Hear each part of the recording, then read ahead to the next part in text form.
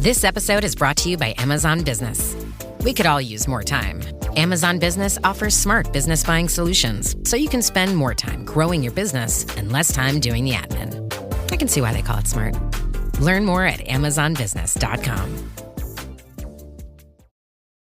So good, so good, so good. New fall arrivals are at Nordstrom Rack stores now. Get ready to save big with up to 60% off Vince, Kurt Geiger London, and more. How did I not know Rack has Adidas? Because there's always something new. Join the Nordy Club at Nordstrom Rack to unlock exclusive discounts on your favorite brands. Shop new arrivals first and more. Plus, get an extra 5% off every Rack purchase with a Nordstrom credit card. Great brands, great prices. That's why you Rack. This is Optimal Work Daily. The 10 Worst Things You Can Do in a Negotiation, Part 2, by James Altucher of jamesaltucher.com. Many people negotiate with the wrong math. This is the part many people don't get right, and it's hard to explain. I'll take a simple example. I don't know if the negotiation took place this way, but it describes what I mean. Why did Facebook buy Instagram for $1 billion? Instagram had 11 employees and 0 revenues. On that basis, maybe Instagram was worth nothing or close to it. But maybe the negotiation went something like this. Instagram: let's agree to a formula first on how we should value our company. Facebook: okay. Instagram: forget about our revenues for a second, but let's just assume we can earn X dollars for every user you have. Call that number Y dollars. Pay us X dollars times Y. Facebook: okay. Instagram probably then showed how they could add $1 in value for every customer Facebook had. Facebook has 1 billion users, so $1 billion. Come to the negotiation with your formula. Know how to fill in the variables before the other side does. Every good negotiator does this. The reason I know this? Because this is how I've lost many negotiations to good negotiators. I've had very good mentors on this one aspect of negotiation.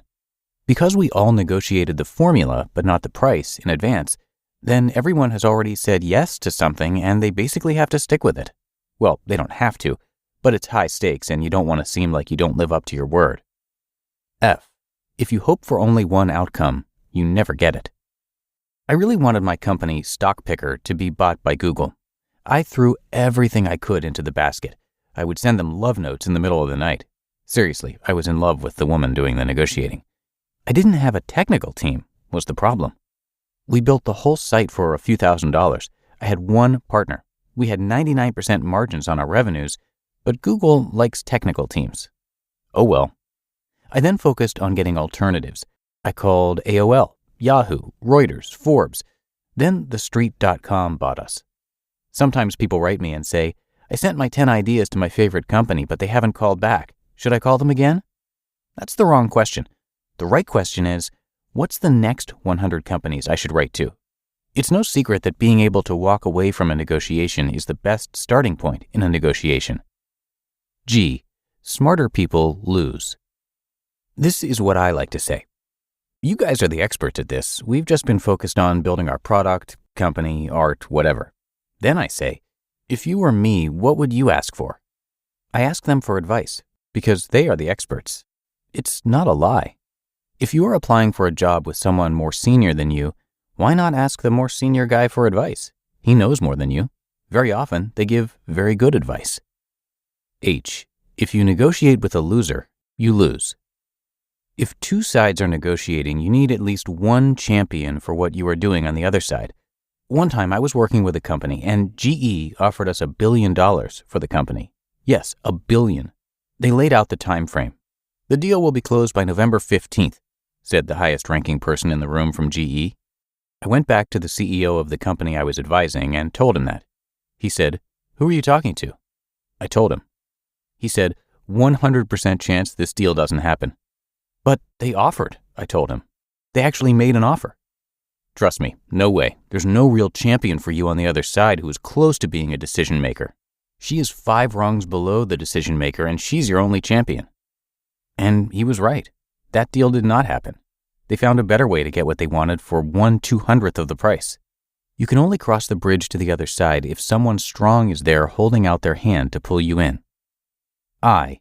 The deal is not the final deal. Don't relax. People think when they agree on a deal, that's the end of the negotiation. I'm sorry to say that is only the beginning of the negotiation. There's agreeing, there's signing, and there's closing. The final two steps are equally important, and everyone assumes they are easy. They aren't. They are excruciatingly painful. The honeymoon period lasts for 2 days after you agree. Then there can be another 6 months to go. Agreeing is easy. I'll buy your product or business for X dollars. Signing a deal involves all the little things that are the nickels and dimes. Closing a deal means both sides delivering everything they represented in a deal. At each stage of this is buyer's remorse and seller's remorse, and often things have to be renegotiated. So every day after agreement, make it a point to stay in touch. Be friends. Keep focusing on the vision, particularly with the champion for your deal on the other side. Have just as much energy to close all the details. Keep in touch with the lawyers to make sure paperwork is going through. Keep working on the alternatives, since the negotiation is not done till it's done, and so on. So many deals fall apart after agreement. You don't need this pain in your life. Love is a negotiation. Taking another break here in the post, please forgive me for not laying it out all perfect. When I used to go on a first date, I was both scared and excited. I get excited first. She wants to date me. And then I'd get scared. What do I do now? I'd literally do homework for the date. I'd find out her interests and read books on them. I'd watch comedy beforehand. I'd think of things to say and questions to ask. I'm not saying preparation is bad. One time I was an expert on Kabbalah. Another time I had to be an expert on Al Gore. Long story. Another time I had to bribe the counter girl to pretend she knew me before my date arrived. I'd be too scared to show my real self, so I'd have to get her to like my fake self long enough for me to feel comfortable showing the real me. Sometimes that never happened. In many cases, I never had a real me. I was always jumping through hoops to keep the fake me going. I had to keep bribing the counter girl every time we went for yogurt. This is the difference between agreeing on a deal, the first date, and closing. Trust, love, real compassion. This is a problem I'm afraid I will always have, but I hope I am getting better bit by bit. And J. Most deals don't work out. You agree, you sign, you close, and still it's not the end. Don't be the guy or woman who falls apart now that all the energy of the deal has been expended. It's a negotiation and a deal because now there is work to do. There is a common vision to be achieved. There is a fantasy that must be made into reality. Be that person. Be the one who delivers. You have a new baby in your hands as the result of this negotiation. And now the hard work begins. Raise that baby to be a good adult. You just listened to part 2 of the post titled The 10 Worst Things You Can Do in a Negotiation by James Altucher of jamesaltucher.com. Does it ever feel like you're a marketing professional just speaking into the void?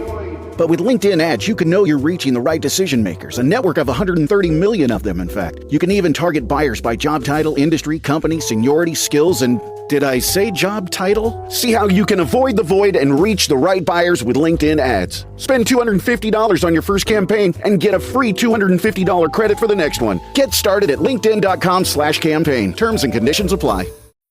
The Jack Welch Management Institute at Strayer University helps you go from, I know the way, to I've arrived with our top 10 ranked online MBA. Gain skills you can learn today and apply tomorrow. Get ready to go from make it happen to made it happen and keep striving. Visit strayer.edu/JackWelchMBA to learn more. Strayer University is certified to operate in Virginia by Chev and has many campuses, including at 2121 15th Street North in Arlington, Virginia. And thank you as always to James Altucher. He has founded or co-founded over 20 companies and published 20 books as well. He's also a contributor to the Financial Times, the Wall Street Journal, TechCrunch, and the Huffington Post. He's an entrepreneur, writer, investor, trader, and a podcaster. And you can hear him interview a bunch of talented people on his very own podcast, The James Altucher Show. So definitely search for it wherever you get your audio and check it out. But that is going to do it for today. Hope you have a great rest of your day, and I will be back here with you tomorrow as usual, where your optimal life awaits.